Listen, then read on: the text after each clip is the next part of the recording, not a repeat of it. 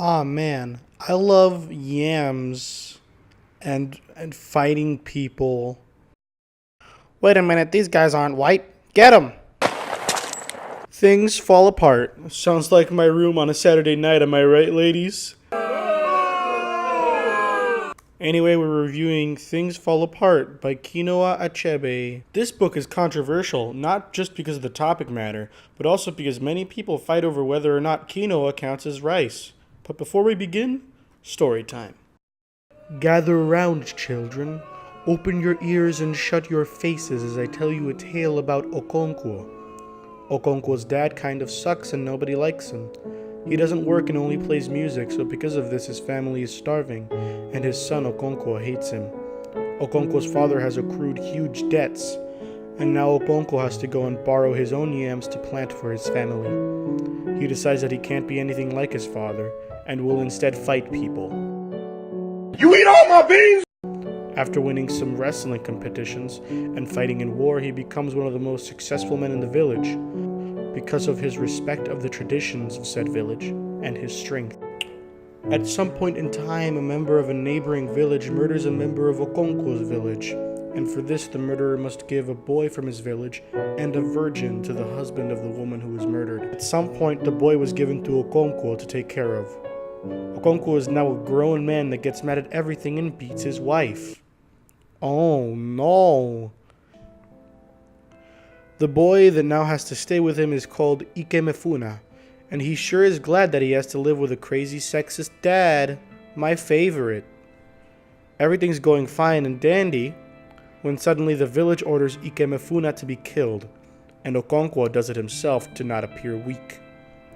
Ikemefuna's dead now, and Okonkwo's back in the village being all sad about literally killing his adopted son when he accidentally kills a member of his village during an important ceremony. Because of the bad luck that would come out of that, his village exiles him. Okonkwo is a sad little boy about this, and after 7 years of exile, he comes back to see the white people have taken over. Oh no, it's like San Francisco all over again. But this country's probably older than San Francisco, so... Now Okonkwo wants to kill white people, but they have more guns than him. And then he gets mad at everyone and kills a messenger. None of the other members of his village will fight back because they're scared of the white people and their guns. The white people are the opposite of happy since their messenger just got murdered by one of the members of the village, known as Okonkwo, and they try to arrest him. But since he refuses to give up the tradition of the village's justice, he kills himself. Okonkwo is an anti-hero, which means he's half good and half not good. He's good because of his ability to overcome any situation, and he's bad because of, you know... Oh, damn! The Oracle is the wise old woman because she is wise, old, and a woman. And Oberaika is the chief because he is a hard person who leads people and they need to fill a character archetype spot. The story archetype is rebirth, or more like re-death.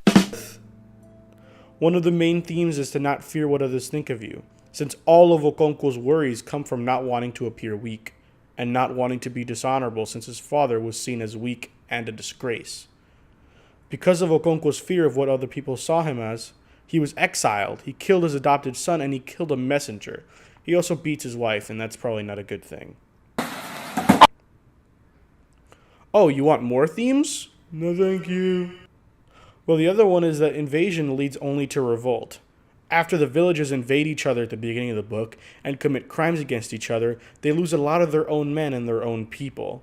The white men that invade the village later lose a messenger and, as we know now from history, lose a lot of people before these countries got their independence. What are you doing on computer? Go outside, so beautiful! The video's over. Thanks, bye. Please don't give me a bad grade.